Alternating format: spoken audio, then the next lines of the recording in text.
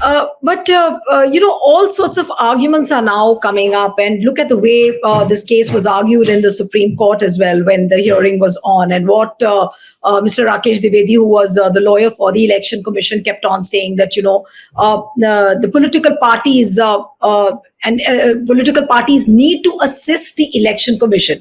Would you say that that's the right stance which the Election Commission's lawyer took in the court, that the entire onus is now on the political parties for the wrongs? That is complete. It just shows how their advocate didn't read the founding debates and the debates in the Constituent Assembly that preceded before the setting up of the Election Commission. If anybody reads that, there's actually a debate saying, should the Election Commission of India be a government body or an independent constitutional body? And Dr. Ambedkar argues that no, it must be removed from the political parties. It must not depend on the political parties. And hence it is an independent constitutional body. Now, for somebody to turn around and say, no, we are entirely dependent on political parties, then why are you an independent constitutional body?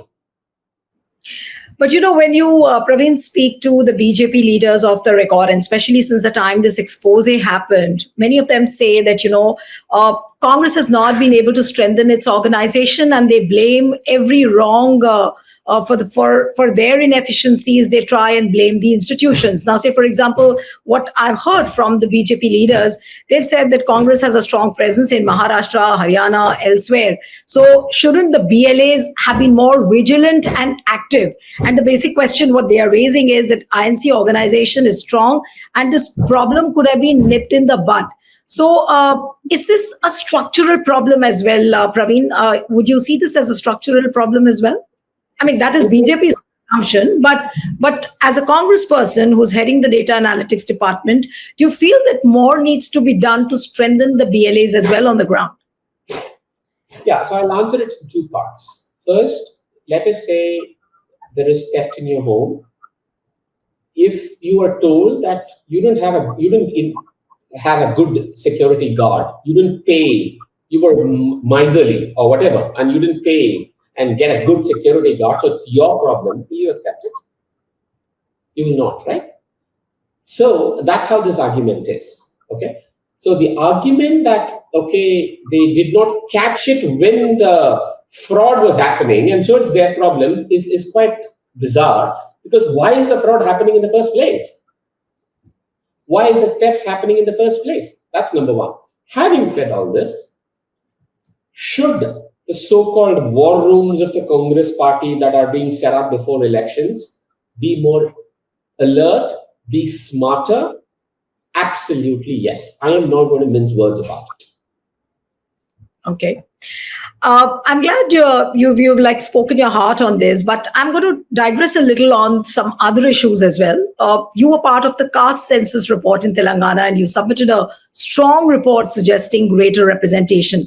But Praveen, out of the 12 ministers, only 2 are OBCs.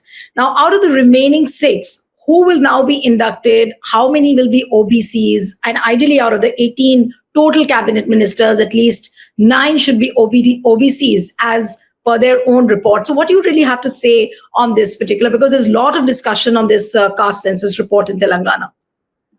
No, I think first you've got some of the data wrong. Now there are and I'm assuming you're referring to the Telangana cabinet. So the deputy chief minister is a Dalit. There are at least 3 Dalits,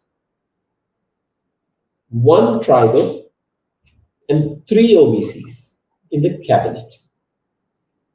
And so, if you look at OBCs, Dalits, and tribals combined, there is definitely a significant representation.